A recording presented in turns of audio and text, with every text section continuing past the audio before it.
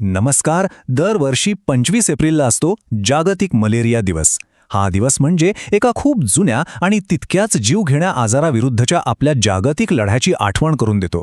तर मग आजच्या या भागात आपण बघूया की या लढ्यात आपण कुठेपर्यंत पोहोचलोय, कोणते नवीन वैज्ञानिक शोध लागले आहेत आणि पुढे आपल्यासमोर कोणती आव्हाने आहेत. आणि ह्या लढ्याची व्याप्ती समजून घेण्यासाठी सुरुवातच एका धक्कादायक आकड्याने करूया. हा आकडा बघा, 28 कोटी. हो, 2024 मध्ये मलेरियाचे जवळजवळ इतके रुग्ण असतील असा एक अंदाज आहे. म्हणजे विचार करा, ही समस्या किती मोठी आणि गंभीर आहे. आणि रुग्णांच्या आकड्यांपेक्षाही जास्त दुःखद गोष्ट म्हणजे मृत्यूचा आकडा. यावर्षी मलेरियामुळे अंदाजे 6,10,000 लोकांचा जीव जाण्याची शक्यता आहे. आणि खरं तर ही खूपच चिंतेची गोष्ट आहे, कारण हा आकडा मागच्या वर्षीपेक्षा किंचित वाढलाय. तर हा मलेरिया, जो आपला एक खूप जुना शत्रू आहे, त्याला जरा जवळून ओळखूया. समजून घेऊया की हा आजार नेमकं काय आहे आणि तो आजही इतकं मोठं जागतिक आव्हान का बनून राहिला आहे. तर बघा, मलेरिया हा एका परजीवीमुळे होतो ज्याचं नाव आहे प्लास्मोडियम. आणि हा पसरतो कसा, तर संक्रमित मादी ॲनोफिलीस डास चावल्यामुळे. यातले ही पी फाल्सिपेरम आणि पी विवॅक्स हे दोन प्रकार तर सगळ्यात जास्त धोकादायक मानले जातात. आणि सगळ्यात आश्चर्याची गोष्ट काय आहे माहितीये, हा आजार टाळता येतो, यावर उपचारही आहेत, तरीसुद्धा जगभरात हा इतका विनाशकारी ठरतोय.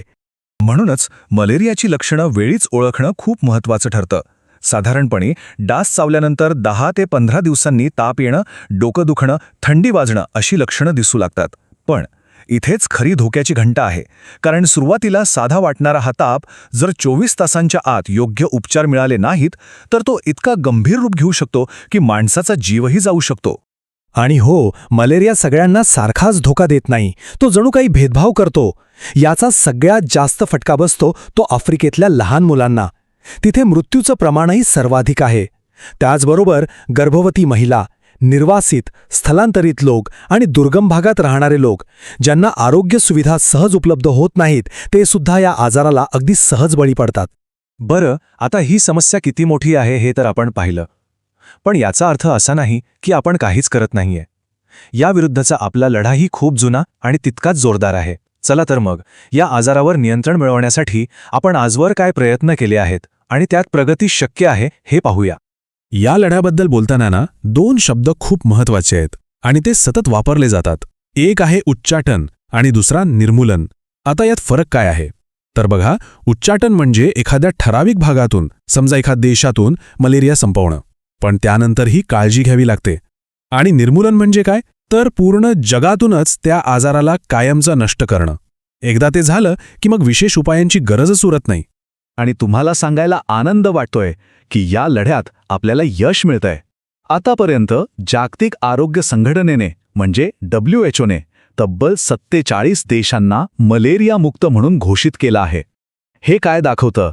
हे दाखवतं की जर आपण ठरवलं तर हे ध्येय नक्कीच गाठू शकतो. आणि आता ही लढाई एका अशा वळणावर आली आहे जे खूपच रोमांचक आहे, कारण आता आपल्या मदतीला आलंय विज्ञान.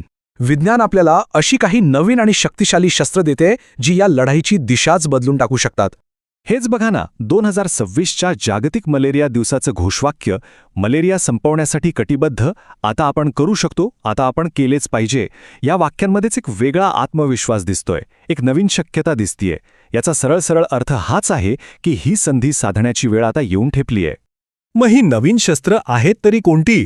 तर आपल्याकडे आता आहेत नवीन लसी, आधीपेक्षा जास्त प्रभावी मच्छरदाण्या, डासांमध्ये जनुकीय बदल करण्याचं तंत्रज्ञान आणि दीर्घकाळ प्रभावी ठरणारी इंजेक्शन्स. खरंच विज्ञानाच्या या प्रगतीने आपल्याला एक नवी उमेद दिली आहे. आणि ऐका, ही काही फक्त भविष्यातली स्वप्न नाहीयेत. हे सगळं प्रत्यक्षात घडतंय. आजच्या घडीला 25 देशांमध्ये जवळजवळ 1 कोटी मुलांना नवीन लसींचं संरक्षण मिळतंय. इतकंच नाही, तर ज्या नवीन मच्छरदाण्या वाटल्या जात आहेत त्यातल्या 84% मच्छरदाण्या ह्या पुढच्या पिढीच्या म्हणजे नेक्स्ट जनरेशन आहेत. हे आकडे आपल्याला सांगतायत की बदल खरोखरच घडतोय. ठीक आहे, मग आता आपल्याकडे ही सगळी नवीन साधनं आहेत, नवीन तंत्रज्ञान आहे. मग प्रश्न असा आहे की मलेरियाला पूर्णपणे संपवण्यासाठी, म्हणजे आकडा 0वर आणण्यासाठी आपल्याला आता शेवटच्या टप्प्यात नेमकं काय करायला हवं?